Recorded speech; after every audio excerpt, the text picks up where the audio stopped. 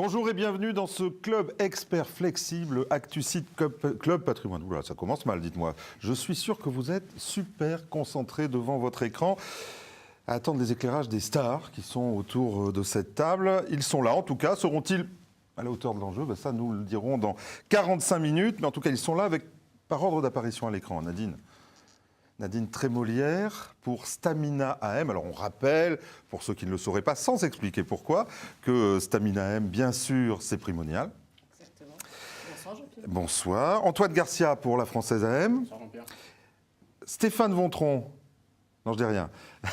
Pour JP Morgan, on a un private joke, on le fera tout à l'heure. Et Émeric Préaubert pour Sycomore AM. Bienvenue, c'est la première fois. Merci. D'autres, Antoine, Nadine. 3 thèmes pour ce club expert flexible. Le premier un peu provocateur, mais il fallait commencer par ça. Gestion flexible, la définition impossible. En réalité, on le sait, il y a autant de flexibilité qu'il y a de gérants autour de cette table. Je veux dire qu'il y en a autant qu'il y a de fonds flexibles dans l'observatoire de mes amis de chez Cantalis, forcément. Alors, que s'est-il passé depuis le début de l'année? Comment ont-ils vécu leur flexibilité? Ça sera vraiment le moyen d'entrer en matière. 2 thèmes ensuite. Gestion flexible et taux zéro, voire taux négatif. Est-ce que ça veut dire qu'il n'y aura plus du tout de taux dans la gestion flexible? Ou alors beaucoup plus de risques? Ça sera forcément ma question. Et puis, un peu de prospective. Nous vous déguiserons en Madame Irma, messieurs, bon courage, pour parler de 2016, année de tous les dangers, forcément. Les dangers, vous les avez vécus déjà depuis le début de l'année, donc on verra ce qui va se passer maintenant. Est-ce que vous êtes plus serein? Mais avant de commencer, que serions-nous sans lui? Le flagornant, Georges Delataille, celui qui porte sa particule comme le renard, s'adresse parfois au corbeau, avec une certaine mauvaise foi, je dois dire. Georges, la règle du jeu ou la règle du chat? Bonjour Jean-Pierre, c'est vous, je trouve, de mauvaise foi. Oui, c'est vrai. Mais en parfois. tout cas, nos internautes ne sont pas de mauvaise foi, ils ont déjà posé beaucoup de questions, C'est vrai. ils vont certainement poser beaucoup d'autres. Il a mis flagorné pour savoir ce que ça voulait dire. J'ai vérifié. Je sens son écran. Non, je préparais un jeu de mots douteux que je n'ai Oui, pas fait. d'accord. Posez toutes les questions que vous voulez, on a déjà reçu une trentaine, donc n'hésitez pas, allez-y. Les 30 questions, ça rigole pas quand même. Non, c'était un C'est très bon parti. début. Donc on va vous donner la parole tout à l'heure. Mais on commence par le premier thème, je le disais. Gestion flexible, ça veut dire quoi? Alors plutôt que faire des grandes définitions, ce que je vais proposer à notre tour de table, c'est simplement de me dire qu'est-ce qu'ils ont fait depuis le début de l'année? Comment ça s'est passé? Est-ce que ça a marché ou pas? Et puis comment aujourd'hui ils sont positionnés? Comme ça, on verra ce qu'il en est. Émeric, on commence par vous? Si vous voulez, alors ce qu'on a fait depuis le début de l'année, on a fait pas mal de choses. Parce Merci que beaucoup. l'année ne fait que commencer, ça fait 6 semaines, mais il s'est passé beaucoup de choses. Alors pour essayer de résumer de manière un peu rapide, nous avons été dans nos fonds flexibles prudents, voire très prudents, depuis à peu près 1 an. C'est-à-dire en gros depuis le second trimestre 2015. Pour une raison simple. On a raté de la hausse. On a raté de la hausse au premier semestre, bien évidemment. C'était quand même concentré sur le tout début de l'année. Oui, sur les 3 premiers mois. Oui, ça a continué un petit peu jusqu'en même. Effectivement, on a eu l'idée, c'est qu'on a été prudent, c'est-à-dire qu'on a écrété les expositions actions régulièrement au cours du premier semestre 2015 parce que les évaluations, sans être aberrantes, devenaient chères et on avait assez peu de conviction sur les actions. Nous faisons essentiellement des actions chez Sycomore. Alors, on a également un fonds d'allocation qui fait des taux, mais c'est vrai que notre expertise est centrée beaucoup sur les actions. Et nous avions peu de conviction. On a gardé cette position très prudente, en gros, jusqu'à la fin de l'année 2015. On a donc démarré 2016 avec une exposition faible, 30% d'actions. On parle de quel fonds là, tiens? Alors, on a, je ne voudrais pas être trop long sur cette première question. Non, on a mais 3 je vais vous stratégies arrêter, mais flexibles. juste, Une stratégie de pure stock picking, cash action, Sycomore Partners. Une stratégie d'allocation, Sycomore Allocation Patrimoine. Et enfin, une stratégie long short, Sycomore Long Short. Et là, c'est à peu près les mêmes niveaux d'expo? Alors, chaque gérant a sa marge de manœuvre, mais c'est vrai qu'on a quand même une position groupe. En gros, on était à peu près à 30%, un petit peu moins pour le fonds d'allocation, même, entre 20 et 25. Et vous êtes descendu dans le mois de janvier? Non, on est resté à ce niveau-là. Et on a remonté les patrimoine 23. Alors oui, 25, 23. Non, tout à fait, absolument. Je vois que vous suivez parfaitement bien. Un petit peu. Le fonds, je dirais, le fonds dont je m'occupe, qui est Partners, lui est resté à peu près aux alentours de 30, à peu de choses près. Ce qui est intervenu, c'est qu'on a remonté assez sensiblement, récemment, mi-février, pour atteindre un peu plus de 60% d'actions. Flexibilité, ça veut dire que je peux descendre jusqu'à 0 ou pas? Alors, la réponse est oui. On peut Vous descendre l'avez jusqu'à déjà 0, on ne l'a pas fait, donc je peux donner les bornes que l'on a utilisées. Maintenant, le fonds a 8 ans d'existence. On est allé aussi bas que 20% et aussi haut que 90%. D'accord, donc oui, une vraie flexibilité. Réellement flexible. Quand même. Stéphane, On y va. Alors, chez JP Morgan, des fonds, vous en avez, on peut dire, un Quelques-uns. paquet. Mais bon, vous avez décidé depuis quelques temps, ce n'est pas uniquement de l'opportunisme pour l'instant.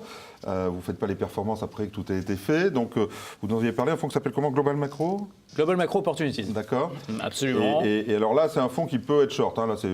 Absolument. Il peut être short par classe d'actifs. Et en fait, tout l'objet, toute la flexibilité sur ce produit, c'est vraiment d'aller chercher des écarts de valorisation et de faire de l'arbitrage entre classes d'actifs et entre zones géographiques. Donc d'utiliser quelque part l'ensemble de la palette des produits auxquels nous avons accès sur notre grande plateforme de gestion. Et c'est vrai qu'on a concentré notre communication depuis le mois de septembre dernier D'accord, sur vous ce étiez produit. short action.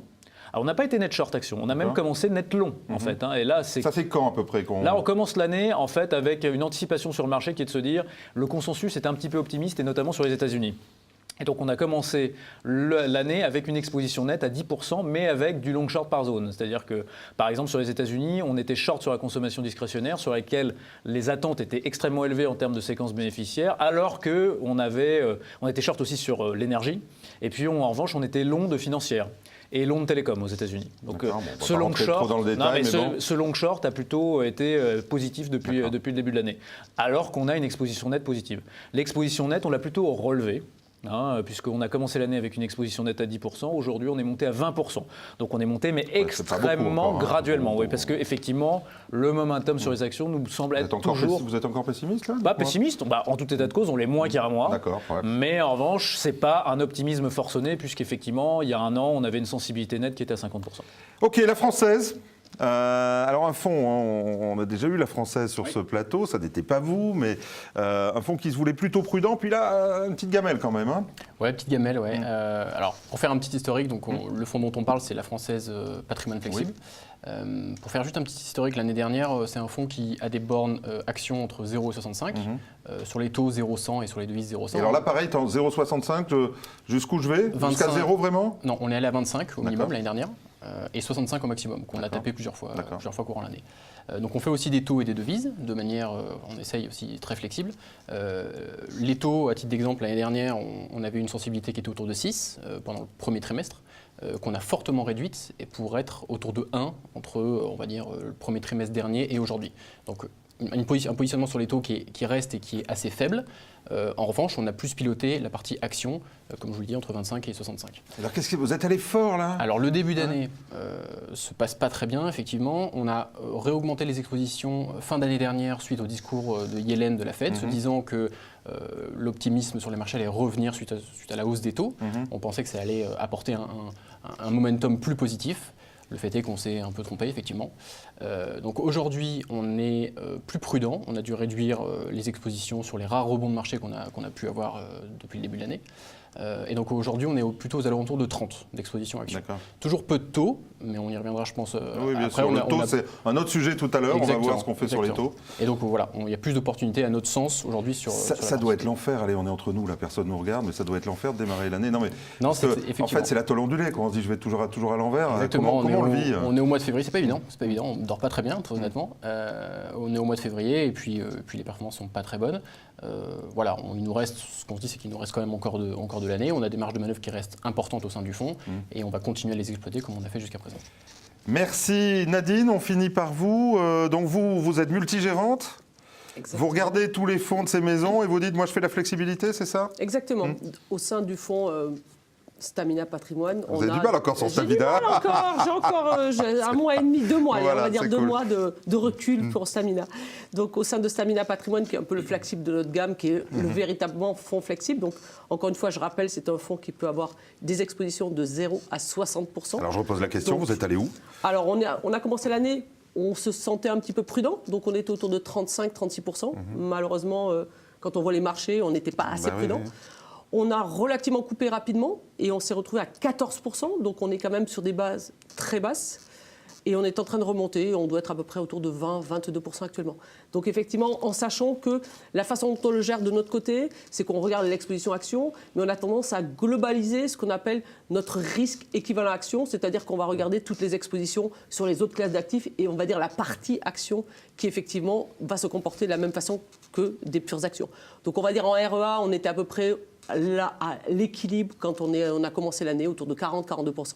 Et puis là, on est plutôt sur un ROE autour de 28%, qui reste quand même toujours relativement... Ouais, vous êtes tous prudents encore. Hein. Tous prudents.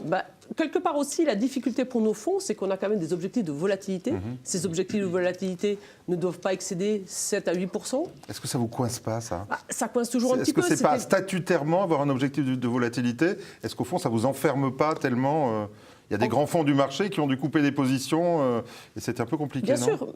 Encore une fois, c'est des soft contraintes, hein, comme disent les Américains. Donc, c'est des contraintes qui sont relativement pas inscrites dans nos... On sait bien que vous êtes très observé. Quelque part, on est très observé. Je pense que quelque part, nos clients nous attendent sur la capacité de gérer la baisse et de ne pas détruire trop de valeur sur la baisse. Donc, on est obligé de s'adapter à des marchés volatiles en baissant effectivement la volatilité du fonds. Aymeric, Partners, alors c'est un fonds qu'on connaît bien, hein, puisque on disait c'est le fonds des associés. Vous savez, quand c'est la pub chez vous, on dit c'est là que notre argent est. Autant dire qu'il faut aller là, pas chez les autres, hein, parce que si l'argent est là, moi je vais plutôt sur celui-là. Comment on fait quand on a justement... Depuis quelques années, au fond, depuis 2008, et 2011 au milieu, mais grosso modo, là, on avait un peu la martingale du fonds flexible et patrimonial, j'allais dire, et on a l'impression qu'on ne pouvait jamais perdre beaucoup, pas pour longtemps. Et puis là, c'est le sentiment de marché. Et souvent, c'est ce qu'on retrouvait dans beaucoup d'argumentations, en réalité. Donc comment on fait, là, quand on est dans des périodes de destruction de valeur, comment on vit ça? Alors, plusieurs choses. Déjà, je le dis avec modestie, parce que les marchés sont toujours compliqués et c'est pas facile. Mais on le vit assez bien, parce que ça peut sembler assez contrariant, mais très honnêtement, je suis plus à l'aise aujourd'hui qu'il y a un an. Je ne dis pas que la crise est passée, je ne dis pas que l'année ne sera pas volatile. L'année sera très volatile. Un an à la même époque, là, quand ça avait déjà monté pas mal. Parce on disait que c'était cher à l'époque. Hein. On disait que c'était cher. On disait aussi, alors pas on, mais le consensus disait quelque chose que je trouve très agaçant, les planètes sont alignées. Vous avez entendu ça comme moi. Ça dépend si elles sont alignées du bon ou du côté obscur. Là, elles étaient alignées du bon côté avec, oui, je me souviens bien. l'euro. Vous l'avez jamais dit, vous, ça? Non. Non, parce qu'on ne l'a pas dit. On a dit comme tout le monde que oui, c'était bien pour les profits des entreprises européennes. Si on l'a dit, l'euro qui se déprécie, le dollar qui monte. Bon, bref, je m'arrête là. Mais depuis que les planètes sont alignées, les marchés ils ont perdu 25%, quand même. Donc, il faut peut-être se méfier. Il ne faut jamais écouter les spécialistes. Aujourd'hui, comme on regarde les valeurs au cas par cas, aujourd'hui, on a plus de conviction au cas par cas. On revient doucement, on n'est pas euphorique sur les marchés. Vous n'êtes pas euphorique quand même. Hein. Non, parce que si on regarde les valeurs des marchés, des entreprises, les marchés ont perdu 25. On a acheté dans Partners, par exemple, il y a 2 semaines, on a acheté des banques, ce qu'on fait très rarement. On n'a pas acheté les banques une fois qu'elles ont perdu 15%, elles ont perdu 50%. On en a déjà revendu un petit morceau. Hein. Je veux vraiment dire ce que l'on fait. Donc, on le vit plutôt bien. Parce qu'on a des convictions et on n'a pas de martingale. On pourra revenir là-dessus. Il n'y a pas de martingale, il y a de la discipline en achetant quand vraiment il y a du potentiel de hausse. Ce qui est très difficile à vivre pour les distributeurs que nous sommes, en tout cas ceux qui nous regardent, c'est que justement on a l'impression que c'est tout sur la macro maintenant, hein, Stéphane. Moi j'ai écouté les résultats des entreprises hier, avant-hier, Air Liquide pas mal, Michelin qui dit super, on a de la croissance, ça va aller bien en 2016, enfin etc. Et alors là on a l'impression que la macro elle est quand même d'une prudence, ça doit être horrible quand on est chef d'entreprise de vous écouter. C'est tout sur la macro aujourd'hui la gestion flexible? Beaucoup, parce qu'en fait, malheureusement ou heureusement, mais en tout cas, force est de constater que l'allocation d'actifs dans un profil long, c'est 80 à 90% de la performance. Et le stock picking, malheureusement, c'est marginal. Donc je dirais qu'il faut bien avoir en tête que la création de valeur, elle se fait beaucoup là.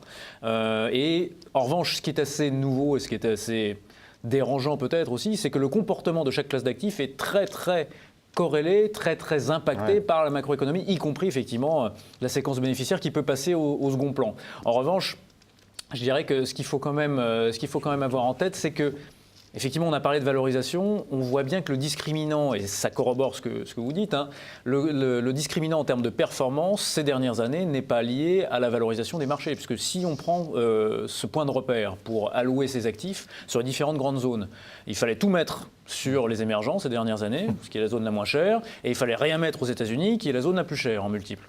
Or, force est de constater qu'il fallait plutôt faire le contraire en allocation. Donc, on est plus lié à des éléments de momentum et effectivement à des éléments top-down qu'il faut savoir saisir. Ça ne veut pas dire que la micro et qu'il n'y a pas de dispersion au sein des titres. Et ça, justement, on peut en bénéficier sur des opérations de long short. Mais en revanche, le gros du travail, effectivement, se fait plutôt sur de l'allocation entre zones et entre secteurs.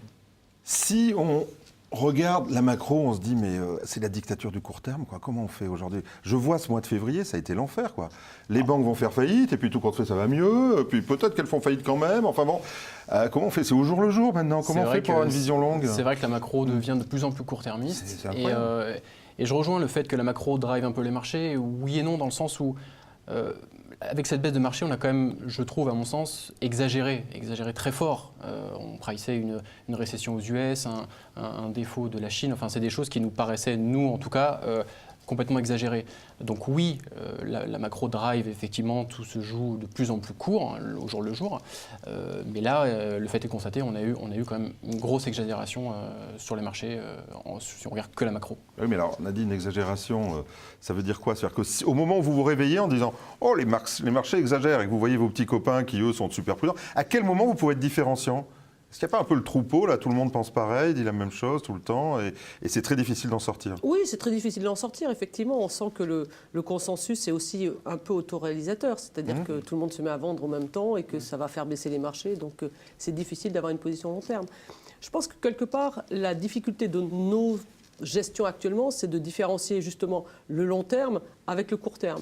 Il est évident que, par exemple, nous avons des convictions plus long terme, dans lequel, à court terme, donc encore c'est cette gestion de ces séquences temporelles qui vont être intéressantes de faire, c'est-à-dire qu'on ne va pas forcément abandonner des dossiers sur lesquels on a des convictions, mais qu'on va les couvrir à court terme pour se prémunir de cette volatilité. Vous, c'est quoi un dossier sur lequel vous avez... Parce que vous êtes multigérante. Nous, on est plutôt donc des vous faites multigérants. confiance aux gérants, là, vous leur dites « Continue, tiens bon ». À la fois, on sent vraiment la capacité qu'ont certains gérants de performer dans la durée résistant. et d'être très résistants et de privilégier, on va dire, une approche de long terme qui nous intéresse à court terme, d'accord? C'est-à-dire que des gérants de conviction sont capables, dans des marchés comme cela, de faire aussi la différence par rapport à certains. Et justement, ce qu'on a fait lorsqu'on a couvert les portefeuilles, j'emploie le terme couvert et on n'a pas diminué, c'est-à-dire qu'on n'a pas vendu... Ah, ça, c'est sympa pour les petits copains. Hein. Exactement, on n'a pas vous les abîmez vendu pas trop. Oui. nos gérants partenaires avec lesquels on a une certaine confiance, mais on a préféré mettre des macro-hedges qui nous permettent comme ça de les lever plus rapidement. Et puis, ce n'est pas une défiance par rapport à ce travail-là, ce n'est pas une défiance sur effectivement la capacité qu'aura on va dire, les gérants de créer de la valeur et les boîtes in fine, puisque derrière, il y a des sociétés de pouvoir créer de la valeur, mais c'est davantage le fait qu'à court terme, on est obligé de gérer cette volatilité court terme. Les questions aux internautes, monsieur Delataille. Il y a beaucoup de questions qui ont répondu, c'est plutôt pratique. Oui. Non, il y a deux sujets. D'abord, effectivement, sur la conviction. Nos internautes font des métaphores, ils vous comparent à des bateaux en pleine tempête. Ils disent, là, vous êtes dans une baie. Et est-ce que vous avez une conviction, est-ce que vous pourrez sortir de la baie, ou des indicateurs qui pourraient commencer à vous dire quand est-ce qu'on sort, ou finalement, est-ce que vous attendez que la tempête passe et vous vous dites, on verra au jour le jour. Et le deuxième sujet, c'est sur le cash. Oui, c'est bon. Quelle part de cash vous avez dans vos portefeuilles? On laisse les obliques de côté pour l'instant, hein, puisqu'on viendra sur les obliques dans le thème tout à l'heure. Hein. Pour la transition. Alors, si je rajoute, on reste sur cette histoire de bateau, à quel moment je décide de sortir, c'est compliqué, on en revient à quel moment je me différencie des petits copains. Donc, comment ça se passe là? Comment vous prenez votre décision? Est-ce que vous regardez les autres, tiens? Non. Non? C'est bien. D'accord. Non. C'est intéressant ce qu'a dit mon voisin sur le... Comme quoi les commerciaux, tout compte fait, hein. Ils ont du bon sur le fait que la valo, sur les années qui passent, il fallait acheter l'actif cher et pas l'actif a priori pas cher, les émergents. Et je pense que justement, on touche du doigt le début de la discussion, il y a beaucoup de flexibles différents. Et quand on fait de l'allocation, c'est ça qui... Enfin, c'est difficile, c'est ça qu'il fallait faire. Nous, on fait une chose différente, qui est, on prévoit... Très franchement, et pas de fausse modestie, mais on ne sait pas prévoir les crises économiques. Je parle de Sycomore, on ne sait pas. Oh, je crois que vous rejoindrez là-dessus, j'espère. Donc on essaie de consacrer notre énergie à autre chose, et on essaye plutôt de réagir de manière efficace pour nos clients à des situations de crise. Alors ça peut sembler minimaliste, hein, mais c'est vraiment ce qu'on essaye de faire. Je vais prendre un exemple très concret pour illustrer ce qu'on a fait récemment. On passe tout notre temps à rencontrer des entreprises et on sait tous que sur la durée, une entreprise, elle est impactée par la macro, bien évidemment. Et qu'une entreprise qui travaille que au Brésil en ce moment, Edenred, ça souffre beaucoup. Mais on sait aussi qu'il y a des entreprises qui ont beaucoup d'activités. Voilà. Il y a 1 an et demi, Rexel valait 18 €. On a rencontré Rexel, cette on société, rappelle, je prends cet exemple, leader distribution mondial de de la matériel distribution de électrique. matériel électrique. Je dis qu'on connaît depuis des années, une belle société, Avec un mais dirigeant, dans un dirigeant connu. Oui, enfin, bien sûr. Et une société quand même cyclique, qui a des problèmes aujourd'hui. On les a rencontrés la semaine dernière, c'est pas ça qui a déclenché l'acte d'achat, c'était le hasard. La semaine dernière, c'est tombé à 8,50 €. On a démarré une petite position de Rexel la semaine dernière dans Sycomore Partners. Alors, on verra ce que ça donne. En quelques jours, le cours est remonté de 8,5 à 10. Je ne me dis pas formidable, on a gagné 15%, mais le marché a beaucoup remonté aussi en quelques jours. Mais voilà un niveau à partir duquel on construit une position qui est petite. On ne va pas mettre 5% du fonds, c'est 0,5% du fonds. Et je cite cet exemple, mais on en a trouvé 15 des exemples comme ça. Et je termine juste rapidement, mais c'est vrai que les choses sont un petit peu compliquées. Le fonds Partners n'est pas structurellement prudent. Il a été prudent l'an dernier parce qu'on n'avait pas d'idée. En 2008, il était investi à 90%. On en a, et c'est pour ça que le taux aujourd'hui est plus investi. Combien, vous l'avez dit tout à l'heure? Je l'ai dit, on est monté à 60%, mais les marchés ont déjà pris depuis ce moment-là 10% de hausse par rapport au point bas. Donc on est aujourd'hui là. à 45%. Nadine, oui. Mais oui, en fait, je voulais rebondir sur ce que vous disiez. Ce qui est intéressant actuellement pour ces périodes-là, c'est qu'elles sont créatrices d'opportunités pour nous. C'est vrai qu'on disait l'année dernière, quand les marchés étaient relativement chers, que tout le monde s'emballait un petit peu en disant qu'on allait encore continuer à monter. Il suffisait d'être moutonnier ou pas. Et on avait l'impression que quelque part, on ne savait pas trop si on allait gagner de l'argent. Mais actuellement, je pense que les bons gérants vont faire la différence sur des convictions. Et ces convictions, ils vont être capables de les gérer, entre guillemets, à court terme, c'est-à-dire de les supporter à court terme, mais véritablement de les implémenter à long terme. Et je pense que c'est ça qui va faire la création de valeur. Oui, alors, moi, je ne sais pas ce que c'est un bon gérant. Enfin, en tout cas, je ne sais pas si le passé garantit l'avenir, mais donc c'est compliqué. En tout cas, j'en rencontre et j'en connais que j'aime bien. Mais est-ce que quand on est dans une année comme ça, on n'est pas tétanisé au fond? On dit, waouh, j'ai pris un drôle d'onne. C'est le piège. Il faut et on se dit, mais qu'est-ce qui se passe? Alors, qu'est-ce qu'on se dit chaque jour? Je repars de zéro et je regarde que devant. Non, je pense que c'est le piège. C'est effectivement le piège quand on a connu des marchés très baissiers comme ça et que la performance aplatie, effectivement, c'est de ne pas revenir et de pas jouer les convictions qu'on a. Non, il faut essayer de garder un peu son sang-froid, de revoir la macro, revoir les points qui sont sensibles. Pourquoi est-ce que le marché baisse autant? Il y a peut-être quelque chose qu'on a loupé. Donc il faut vraiment repartir, j'ai envie de dire, d'une feuille blanche, de regarder quelles sont les raisons pour lesquelles le marché baisse et se reposer les bonnes questions. Et c'est ce qu'on a fait et on n'arrête pas de faire depuis 2 mois. Donc un bon gérant, c'est celui qui dit au fond ce qui vient de se passer. Je fais un reset chaque jour et je regarde devant ce qui se passe avec les nouvelles conditions de marché. On ne peut pas tout effacer évidemment, mais il faut essayer de repartir, je pense, d'une. Mais je ne gère pas avec ce que je viens de me prendre dans le rétroviseur. Ce serait trop compliqué, sinon on ne ferait plus rien. Stéphane, ceux qui savent, on le voit dans les classements, vous êtes positif sur ce fonds depuis le début de l'année. Est-ce qu'on n'a pas la même problématique? On dit, oulala, je suis positif maintenant, je laisse les petits copains se débrouiller. Moi, je ne suis pas courageux. Au fond, je suis très bien comme ça. Même si on raisonnait en calendaire, il reste 10 mois à parcourir. Donc ça fait un peu de collecte là, pendant ce temps, c'est bien. Ça peut être un peu long quand même. Non, et en plus, c'est vrai que nous, on a beaucoup de porteurs et beaucoup de porteurs qui sont rentrés très récemment. Donc nous, on a le devoir de continuer à générer quelque chose en ligne avec notre mandat, qui est de générer de la performance régulière. C'est un mandat de gestion alternative. Vous ne croyez pas, on reproche à certains gérants de temps en temps de dire à certains moments, je gère en protégeant ma performance ou en jouant avec. Non, là, c'est pas le sujet. Là, et justement, on est plutôt, de ce point de vue-là, relativement discipliné. La discipline, effectivement, ça peut pallier une partie de l'absence de visibilité. Et c'est vrai que ce qu'on a tendance à faire, si je reprends l'image de la sortie de baie, on met un petit coup de pagaie tous les jours pour s'approcher du cap et voir ce que ça donne. Mais c'est à peu près ce qu'on fait. Et pour ce qui est de la réponse pour le cash, pas de cash. Le cash, ça coûte, on n'en a pas. D'accord. Tiens, c'est une question, cash. On va venir, donc on va faire la transition immédiatement avec l'oblig, mais cash, pas cash. Alors cash dans un fonds comme Partners. Il me fait le name dropping. On avait dit qu'on n'en faisait pas trop quand même. Allez, non, je rigole. On fait soit action, soit cash. Donc comme on n'est pas à 100% on va y arriver. Oui, nous avons du cash, mais c'est par défaut. Cash, pas cash? Du cash, à peu près 40%, en attente d'être investi. On en parlera après sur les. Oui, bien sûr. Nadine, cash, pas cash? Non, pas réellement. Non, on en a 5-10%. On est toujours en attente d'opportunités, mais se mettre sur du cash, ça coûte. On n'a pas forcément. D'accord. Et vous voyez comme quoi vous êtes divergents. Et on a la transition naturelle à notre second thème. On est à peu près dans les temps, Georges, c'est bien. Les taux. Alors, qu'est-ce qu'on fait avec le marché obligataire aujourd'hui? J'ai rencontré un gérant récemment spécialisé dans l'obligataire et qui me disait j'ai pas grand-chose à te proposer en ce moment, on va juste attendre un peu. Il me dit il n'y a plus de marché. Il n'y a plus de marché, j'ai personne. Je mets du papier, j'ai plus personne.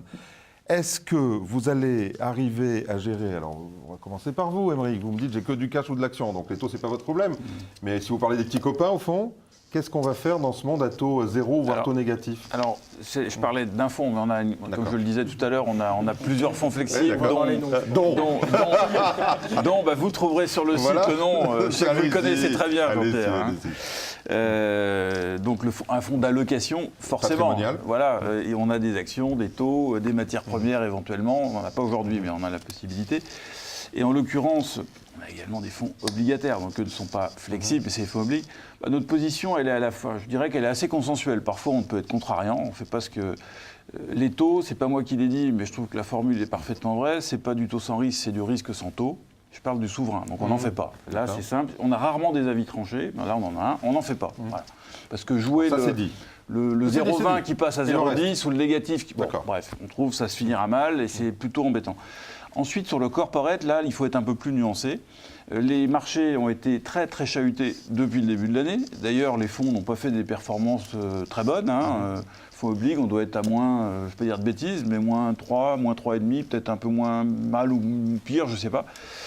C'est pas génial, mais là, on recommence à trouver des convictions. Parce qu'on a des sociétés qu'on connaît bien, sur des échéances relativement courtes. J'insiste, c'est important, relativement courtes. On n'achète pas du 10-15 ans, les choses changent tellement vite. Mais quand on est à 2, 3, 4 ans, des boîtes qu'on connaît bien. Aujourd'hui, c'est le bout du monde. Oui, mais pour une entreprise, c'est pas le bout du monde.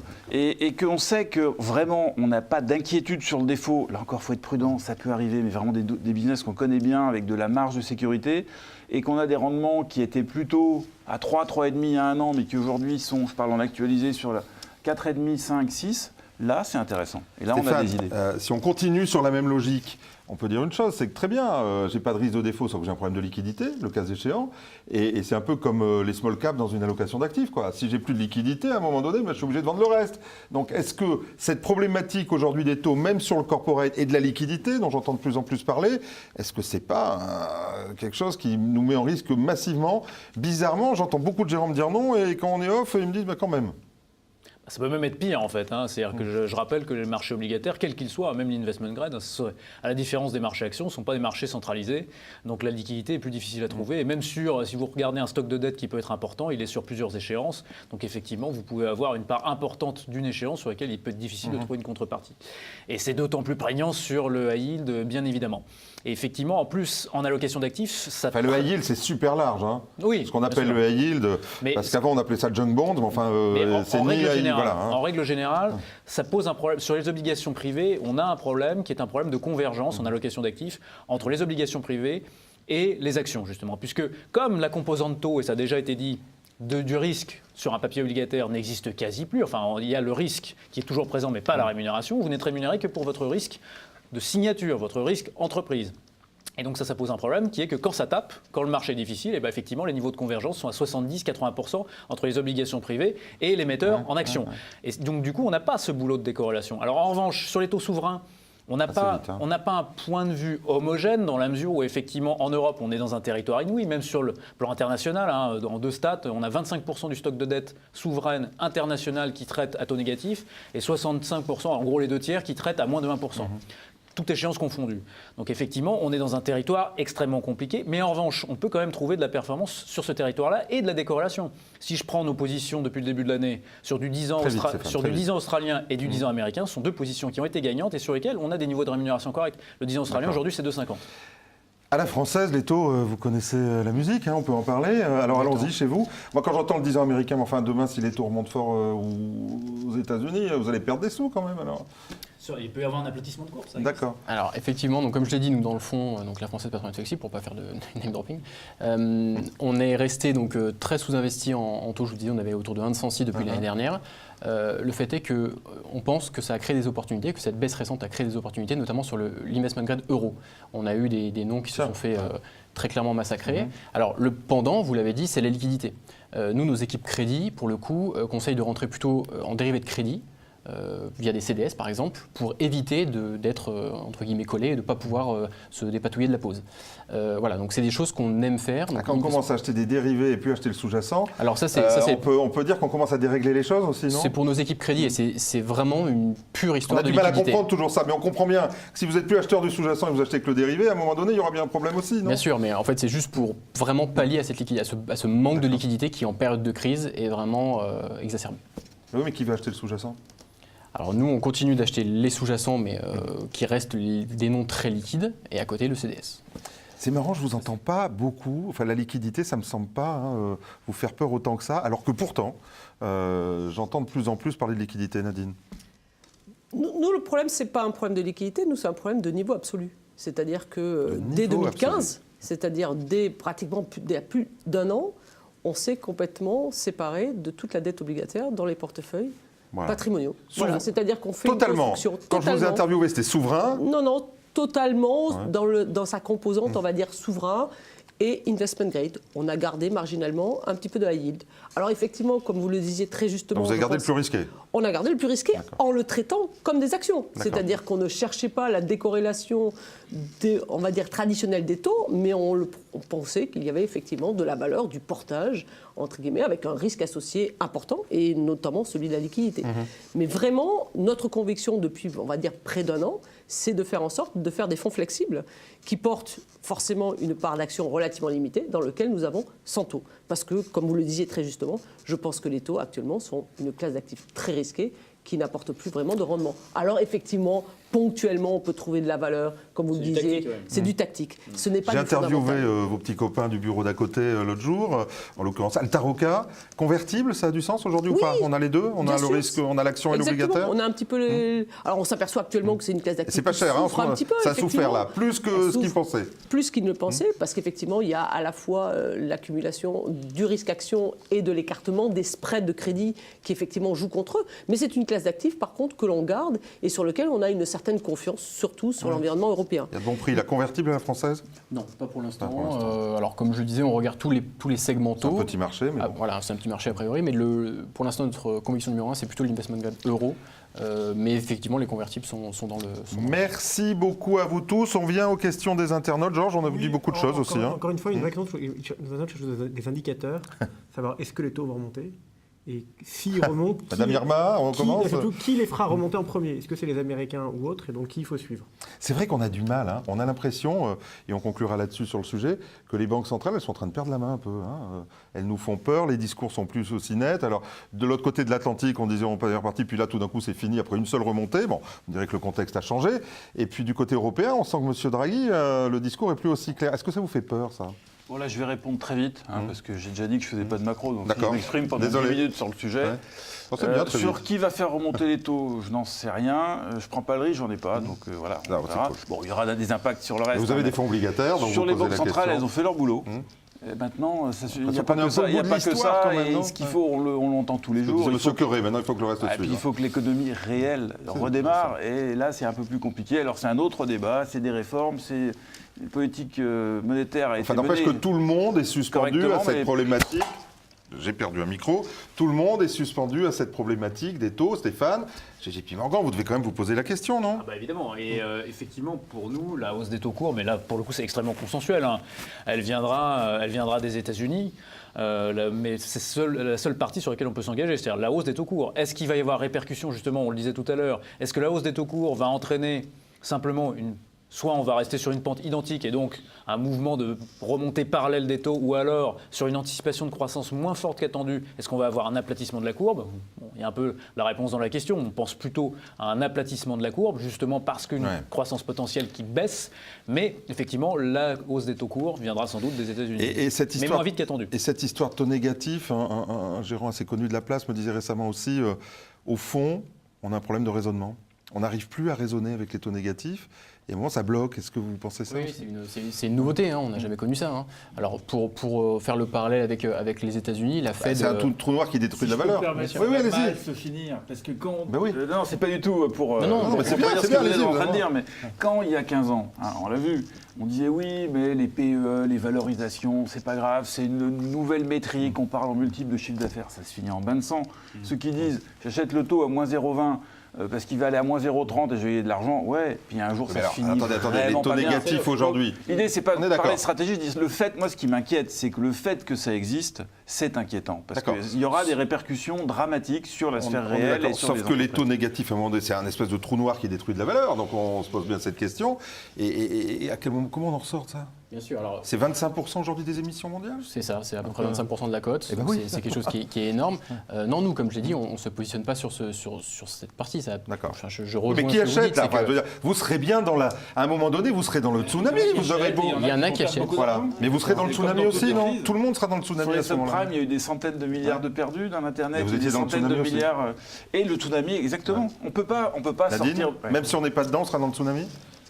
Mais on pourra Ça s'en va. sortir. La seule différence, c'est quand ça arrive, on est pris dedans, mais on s'en sort parce que ça repart. D'accord. Alors que si on est vraiment au cœur du problème dans les taux, bah, on prend le tsunami et on ressort pas à la hausse après. Merci pour quelqu'un qui ne parle pas. C'était très bien. Nadine, quelque chose à ajouter? Oui, mais en fait, qui c'est qui porte des obligations actuellement négatives? La Banque Centrale Européenne. Donc on a un problème de bilan de Banque Donc centrale? on aura, à un certain point, on aura un bilan. Et ça, on Alors, sait pas encore ce que une ça veut fois, dire, on au fond. va- exactement. Personne ne sait ce que ça veut Exactement, dire. Mais c'est ça la Il faudra qu'elles se mettent difficulté. toutes d'accord, autrement ça ne Exactement. marchera pas. Exactement. C'est une question de D'accord. confiance. C'est la guerre. L'écriture comptable. Hein. C'est la guerre. Très bien. On conclut en se déguisant en Madame Irma. Émeric, je vous vois bien, Madame Irma, au fond. Donc, on a commencé cette année avec beaucoup de difficultés. Vous l'avez dit, vous avez été un peu plus optimiste, vous êtes rabattu de la voiture. Comment ça va être toute l'année comme ça, au fond? On va vivre avec de la volatilité? Alors, ça c'est. On a peu de certitudes, mais ça, Mais ça, c'est sûr. en tout cas, c'en est une. Ce qui est anormal sur les marchés, c'est l'absence de volatilité qu'on a pu avoir, par exemple, en 2013-2014. C'est très confortable, ça monte, pas de volatilité. C'est pas la norme. Là, on retrouve de la volatilité depuis l'an dernier, le 24 août, la Chine. Bon, ça va continuer. En tout cas, on se Vous positionne n'attendiez là-dedans. pas la Chine, quand même. D'où Ça a surpris tout le monde. Vous étiez tranquille en vacances, non? je rentrais de vacances Bon, et donc ça m'a permis d'acheter des rentrer ventes de sur le vacances. marché, Voilà, voilà. je pense d'ailleurs qu'on parle des flexibles aujourd'hui. Quand même, c'est une conviction qu'on a. Bon, on a des fonds purs, hein, chez Sycomore, on a des fonds flexibles, des fonds obliques. Bon, oui, on veut vendre nos fonds. Mais après, on veut surtout quand même que nos clients fassent des choses intelligentes avec nous. C'est quand même comme ça qu'on va prospérer dans la durée. Et on recommande les flexibles aujourd'hui. Parce que dans un environnement où il n'y a pas de décote massive sur les actions, même si elles sont plus trop chères, mais elles ne sont pas massivement décotées, beaucoup de volates, les États-Unis en haut de cycle, les émergents qui vont mal. On a parlé de la dette. Il y a quand même des risques sérieux. Et donc, c'est-à-dire, what else? Faites-le moi, what else? je pense, non, ça je ne sais pas faire, ça, j'aimerais mais on peut faire les flexibles. C'est une alternative qui me paraît adaptée à des marchés qui ne sont ni ultra décotés et dans un environnement complexe. Stéphane, vous me le faites, vous, what else, pour voir? Non. Ah, je le sens bien. Ouais, non. Allez, en fait, la question c'est, si c'est pas vous qui faites la flexibilité qu'il fait, c'est le client final ou c'est le CGP. Donc Nous, au fond, on essaie de l'offrir, effectivement, l'idée c'est de vous faire confiance, de vous confier cette flexibilité et c'est plus difficile pour le client final qui souvent est toujours à l'envers. Donc, C'est ce qu'on regarde, c'est ce qu'on constate quand on regarde les flux historiques. Hein. L'expérience d'investissement du client sur toutes les classes d'actifs est assez déplorable, hein, que ce soit aux États-Unis ou en Europe d'ailleurs.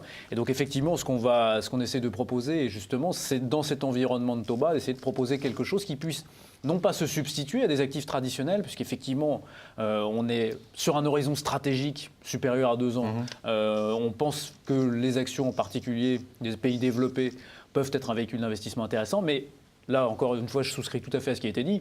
Le retour de la volatilité est durable et il revient plutôt sur des moyennes historiques. On n'est pas sur des pics de volatilité. Et tant et si bien qu'une des positions qui a le plus est-ce que contribué c'est à la le début? performance... Est-ce qu'on est au début de l'histoire? Tiens, vous êtes Place Vendôme, vous. Oui. Est-ce qu'on est au début de l'histoire ou est-ce que c'est l'Armageddon, comme je le disais, et on va encore vivre de la volatilité? Il faudra les capituler beaucoup plus bas. C'est ce que dit une maison encore de la Place Vendôme aujourd'hui. Non, pas nécessairement une question de niveau, c'est une question d'amplitude des mouvements, et y compris en intraday, hein, sur les journées. Et effectivement, tant et si bien qu'une des positions qui a le plus contribué à la performance du fonds depuis le début de l'année, c'est notre position longue en volatilité. Donc on a été acheteur de volatilité. Effectivement, on pense que c'est plutôt durable. On pense que les premiers mois de l'année vont rester compliqués parce que c'est difficile, et on le voit bien, on le constate aujourd'hui en discutant entre nous, on voit bien que c'est difficile de se porter massivement à l'achat sur ce marché qui manque cruellement de visibilité. En revanche, graduellement, sur ces niveaux-là, ça devient pertinent de rentrer. Peut-être que la deuxième partie de l'année pourrait être meilleure.